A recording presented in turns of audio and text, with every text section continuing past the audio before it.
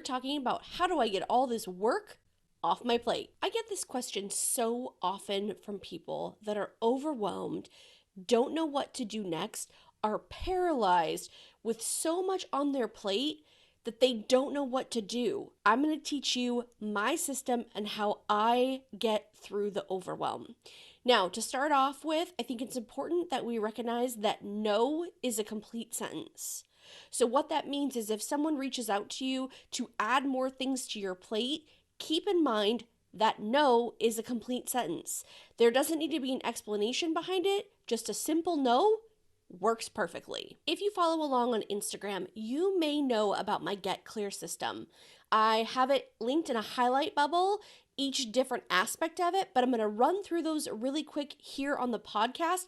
But just know that if you need more information, you can always check out that highlight bubble on Instagram. This system composes 5 steps. The first one being collect. The first step in collect is to choose one notebook or planner that you use. Now, everything that you are doing throughout the day, any notes that you're making, any meetings that you're attending, anything that's floating around in your brain, you want to make sure that it goes into that planner. Once you've chosen your planner or notebook, you want to make sure that you're grabbing your current calendar. Now that could be your Google Calendar, that could be a different planner that you've been using, the back of an envelope where you scribble notes down, whatever it is. Get all that stuff together so we can make sure that we're not forgetting anything. You also want to gather any sticky notes, to-do piles, anything that might have something written on it.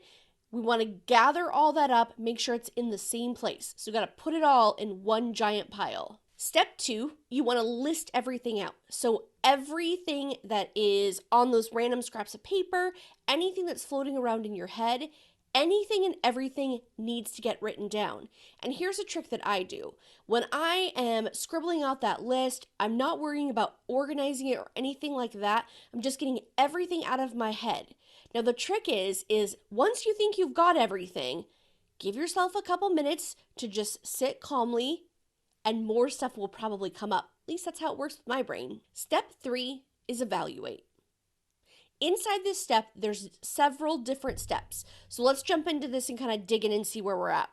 So the first one is being itemize. You want to go through your list and itemize that list by anything that has a firm date deadline, anything that makes you money, or any tasks that you can accomplish in less than 2 minutes.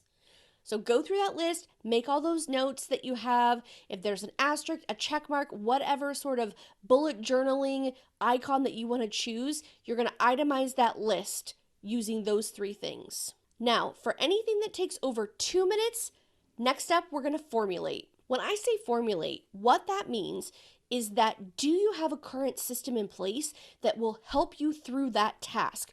Or do you need to create one? Step 5 inside evaluate is engage. So this means, do you need to reach out to any members on your team? And if you don't have a team member yet, is this something where you need to hire a team member because this job is big enough and consistent enough that someone else could be doing it for you? Next up is estimate. So you want to take a hard look at that task and give yourself an estimate of how long you think it will take to complete. The next step in my Get C.L.E.A.R system is act. That means you want to go through your list and do everything that takes 2 minutes or less. Next up, you want to delegate anything that is outside of your skill set. The third step is to schedule any remaining tasks on your calendar. Now, this is super important because if you don't schedule it, it won't happen. There will be a fire that pops up, something to distract you. You might just be plain tired and it won't happen. So the key to this is to schedule it on your calendar to make sure that it gets done. Now, the benefit of scheduling is if you estimate that something takes you an hour and you were able to complete it in 15 minutes, bonus points, because now you've got extra time either to add another task or take a well-deserved break, whichever you prefer. The final step in Get C.L.E.A.R is to review. You want to take a look at the end of your day. What was your biggest accomplishment? Did you reach your goal? And if not, how much closer did you get? Now, this is important because I think a lot of people don't realize that maybe you didn't accomplish the goal, but you got a couple steps closer. And that's the important thing.